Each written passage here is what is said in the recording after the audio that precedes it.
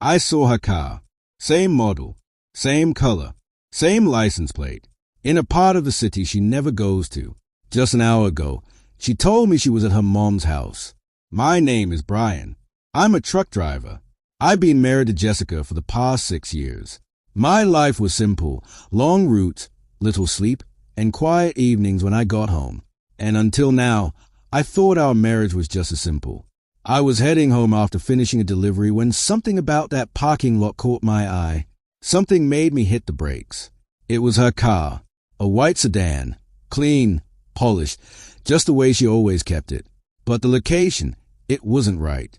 This wasn't her mom's neighborhood, not even close. My hands tightened on the steering wheel. My mind tried to reason. Maybe it's just a coincidence. But deep down, something refused to believe that. I slowly turned the truck and pulled into the same parking lot. I parked 3 rows back, turned off the engine. Everything suddenly felt too quiet. I picked up my phone. Her message was still on the screen. I'm at Mom's, not feeling great. Might just have dinner here. Love you. I checked the time. Sent 2 hours ago. I looked back at the car in front of me. It was here, and it had been here for a while. A strange emptiness started spreading in my chest. I didn't call her. Didn't text her either. I just sat there, like if I moved, something would break. Minutes passed slowly. 5, 10, 15. Every second felt stretched. People came and went in the parking lot. Doors opened, closed, but I just kept staring at that car. And then I noticed something else. The nameplate outside the restaurant. I had never seen it before. Jessica had never mentioned it. So what was she doing here? The question kept circling in my head, but no answers came. I took a deep breath. My phone was still in my hand, but I still didn't call. Something was stopping me, like a voice inside saying, "Wait, not yet." I looked up again. The car was still there, quiet, like it was hiding something. Time slowed even more. It had been about 30 minutes now. My hands were still on the wheel, my eyes locked in one place. And then the restaurant door opened. I leaned forward slightly. My heartbeat suddenly picked up. Someone was coming out. I held my breath. And in that moment, I realized whatever happens next is going to change everything. Explosion symbol. The door opened fully. I lowered myself a little more, but my eyes stayed fixed on the entrance. A man stepped out first. Tall, around 30, walking casually, like he had nowhere to rush. He held the door and looked back, like he was waiting for someone. And then she walked out. Jessica, my wife. My grip on the steering wheel tightened. My heartbeat was so loud I could hear it. She was laughing, a kind of laugh I hadn't seen in months. She was with him, but I still didn't move. I just watched. The man stepped closer to her, very close. His hand rested gently on the lower part of her back. Jessica didn't pull away. Instead, she looked up and smiled. That same smile that used to be only for me. Something inside me was breaking, but I didn't move. I just sat there, silent. They walked slowly toward her car. Every step felt like it was landing on my chest. I wanted this to be wrong, that I was missing something, that there was another explanation, but everything was too clear. They stopped by her car. The man said something. Jessica laughed again. And then he leaned in. My breath stopped. I tried to look away, but I couldn't. The distance between them disappeared. And in that moment, I understood that what I was seeing was not a misunderstanding. I didn't close my eyes. I didn't turn away. I just kept watching. A few seconds that felt endless. Then they pulled apart. The man gently touched her face, said something, and stepped back. Jessica nodded. Like all of this was normal, like I didn't even exist. The man turned and walked toward a black pickup truck parked on the other side. Jessica got into her car. I ducked down immediately so she wouldn't see me. A few seconds later, her car started, and she slowly drove out of the parking lot. I still held myself back. I didn't follow her. I didn't call her.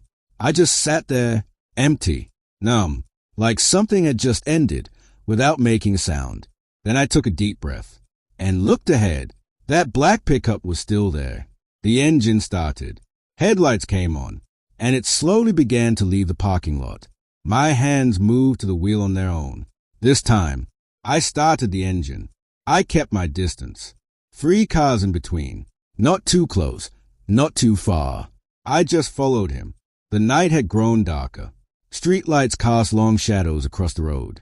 The truck kept moving, steady, unhurried, like he had no idea someone was watching him. About 15 minutes later, he turned into an apartment complex. The gate opened, and he drove inside. I stopped outside, sat there for a few seconds, then quickly opened the glove box, took out a pen, and wrote down the address. My hands were slightly shaking, but the writing was clear. I looked at the building one last time, then slowly turned the truck around. Now I had answers, at least some answers. But the strange part was, I still hadn't made any decision. I didn't call her. I didn't confront her. I just drove home. I opened the door, and the moment I stepped inside, she was standing in the kitchen, like nothing had happened. "Hey, babe, you're home early." She smiled. I looked at her, carefully, very carefully. Same face, same voice, but everything felt different now. I slowly placed my keys on the counter. "Finish the route early," I said. She went back to what she was doing, like everything was normal. "How was your day?" she asked. I watched her for a few seconds, then answered, "Long." I pulled out a chair and sat down. She was taking out plates. "I was mostly at Mom's," she said casually. Something shifted inside me again, but nothing showed on my face. I just nodded. "That's good," I said calmly, and in that moment, I made a decision. I wasn't going to rush anything. I was just going to watch, understand, and wait, because now, this wasn't just about finding the truth anymore. This was about to become something else. I didn't sleep that night. Jessica was lying beside me, like she did every night. But for the first time, it felt like I was lying next to a stranger. Her breathing was steady, like everything was completely normal. And me, I just stared at the ceiling. Everything kept replaying in my head. The parking lot, that man, her smile, and most of all, her lie. I turned over, facing away from her. I could have said something. I could have woken her up. I could have ended everything right then. But I didn't, because I didn't just want the truth anymore. I wanted the whole truth. The next morning, I woke up like I always do, as if nothing had happened. Made coffee, took a shower, then called out to her, "I'm heading out." She walked into the kitchen, hair tied back, a mug in her hand. "So early?" she asked. "Long route," I said. She stepped closer, gave me a light hug. "Take care." I hugged her back, and in that moment, I realized this was all fake now. I stepped outside, got into my truck, and started the engine. But I didn't leave the city. I took one turn, then another, and made my way back to the same area, where I could see our house from a distance. I had already rented an old, cheap sedan. I parked the truck off to the side and switched into the sedan. Now she wouldn't recognize me. I checked the time. 10:02 a.m. Exactly 10 minutes later, the front door opened. Jessica stepped out, clean, put together, like she was going somewhere important. She locked the door and got into her car. I kept my distance and followed her. She drove straight to the same restaurant. My chest tightened again, but this time I was ready. She parked. 2 minutes later, that same black pickup pulled in. I watched everything from a distance. They met, like they'd done it many times before. No hesitation, no awkwardness, like it was routine. They went inside. About an hour later, they came out, and then the same thing again. Standing close, talking, laughing, and then that same closeness. This time, I took out my phone. First picture, then another, every angle, every piece of proof. My hands were steady. I wasn't emotional anymore. I was focused. The next few days, I did the same thing. Every morning, following the same pattern. She went to different places. Sometimes the same restaurant. Sometimes that apartment. sometimes a coffee shop, but everywhere. She wasn't alone. Every time I took photos, every time I noted the time, every time I saved the location. At home, everything stayed normal. She talked to me, laughed, asked about my day, and I listened. But now, every word felt like a lie. One night, she was asleep. I went downstairs, opened my laptop, logged into our phone plan, pulled up the call logs. One number kept showing up. Late night calls, long durations. When I was out on the road, I searched the number. It took a few seconds, and then the name appeared. Marcus Webb, age 29, works in commercial real estate. The same face flashed in my mind. That man, from the parking lot. Everything connected. I saved all the screenshots, created a folder, named it Evidence, and that same night, I made another decision. This wasn't just cheating anymore. This had become planning. The next day, I was sitting in an office. A man in front of me was reviewing the file. "So how long has this been going on?" he asked. I leaned back in the chair. "At least 2 months, maybe more." He nodded slowly.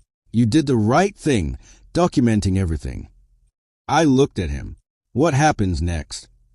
He gave a slight smile and said, "Now, we end this the right way." His voice was calm, but there was a strange confidence in it. For the first time, I looked around the room. A clean office, rows of files, framed certificates on the wall. Everything was organized, exactly how I needed to be now. "First step," he said, "you need to secure your finances." I nodded. "How much is in your joint account?" "About 18,000. "All right, transfer half into a separate account immediately. That's your legal right." Without hesitation, I said, "I'll do it today." As I walked out of that office, I didn't feel anger. It was strange. After everything I had seen, I was calm, like everything had settled inside me. This wasn't about emotions anymore. This was calculation. That day, I went to the bank and made the transfer. Half of $18,000. Left the rest untouched. Everything clean, legal, documented. I came home. Jessica was normal, as always. "You're home early?" she asked. I just nodded. "Yeah, lie today." She smiled, like nothing was wrong. "What do you want for dinner?" "Anything." I said. I watched her. Every little detail. The way she spoke. The way she moved. Now, everything felt fake. But I didn't say anything. That night, she came and sat next to me. The TV was on, but my mind was somewhere else. "Are you okay?" she asked. "Yeah, just tired." "You should get some rest," she said, resting her head on my shoulder. I looked at her, and for the first time, I felt nothing. No love, no anger, nothing at all. Just emptiness. The next few days, everything continued the same. But now, I was in control of everything. I started the paperwork with a lawyer, got the house evaluated, prepared a list of assets, every document ready, and at the same time, I kept observing her. Every day, every move, she was still meeting Marcus, with the same confidence, the same lies. One day, she texted me, "Miss you, come home soon." I stared at the screen for a few seconds, then replied, "Miss you too." I knew the truth behind that message, and now I was waiting for the right moment. 3 days later, everything was ready. Finances secured, documents complete, evidence sorted. I called the lawyer. "We're ready to proceed," I said. He replied, "I'll send the notice today." That evening, I came home, like I always did. Jessica met me at the door. "Hey, you're back." She smiled and hugged me. I hugged her back. But this time, there was only one thought in my mind. She still has no idea. "How was your day?" she asked. "It was fine," I replied. We had dinner together. She kept talking. Fake stories, fake plans, and I just listened. That night, she was lying next to me, phone in her hand, texting someone, smiling. I didn't ask anything. The time for questions was over. Now, it was time for answers. The next day, around 3 p.m., a notification popped up on her phone. She was in the kitchen. I was standing right there. She looked at the screen, and her face changed instantly. What happened? I asked calmly. She couldn't speak for a few seconds, then slowly said, "What is this?" I looked straight into her eyes and said, "It's for you." Her hands were shaking as she held the phone toward me. The email was open. Divorce notice. She looked at me. There was fear in her eyes, shock, and for the first time, truth. "Brian, what is—" I cut her off. "Now, it's time to talk." Explosion symbol. The room suddenly filled with a strange silence. Jessica's fingers were still holding the phone, but her grip had loosened. "Brian, please, what is this?" Her voice was trembling. I looked straight into her eyes and said, "You know what this is." She immediately started shaking her head. No, I. Don't lie." My voice was still calm, but this time it was cold. She stopped. Tears filled her eyes. I can explain." I slowly picked up my phone and turned the screen toward her. First photo, her and Marcus outside the restaurant. Second photo, outside his apartment. Third, fourth, fifth, every angle, every day, every truth. The color drained from her face. She sat down in the chair. You followed me." I saw the truth. I replied directly. For a few seconds, she couldn't say anything. Then slowly, "How long?" "You tell me," I said. She stayed quiet, then lowered her gaze. 3 months. Silence filled the room again. "Why?" Just one word came out of my mouth. She started crying. "You were never home. I was alone." I cut her off. Why wasn't I home? She went silent. I was working for us, for this house, for this life. My voice was still steady. "And you?" She said nothing, just kept crying. "I made a mistake," she said softly. I let out a slight laugh. For the first time. "A mistake?" I looked at her. "A mistake happens once, Jessica. You made a choice every single day." She broke down. "Please, I'll end everything. I'll call him right now." No need," I said calmly. "It's already over." She froze. "What do you mean?" I answered directly. "You received a notice today, and starting tomorrow, this house is no longer yours." She looked at me like she couldn't believe it. You can't do this." "I already have." I said. That night, she stayed in a hotel. She called me again and again. I didn't answer a single call. The next morning, she came back to the house. The door was locked. New locks had been installed. "Brian, open the door." She was shouting from outside. I opened the door, but didn't let her in. Placed 3 suitcases in front of her. "Your things." "Have you lost your mind?" she shouted.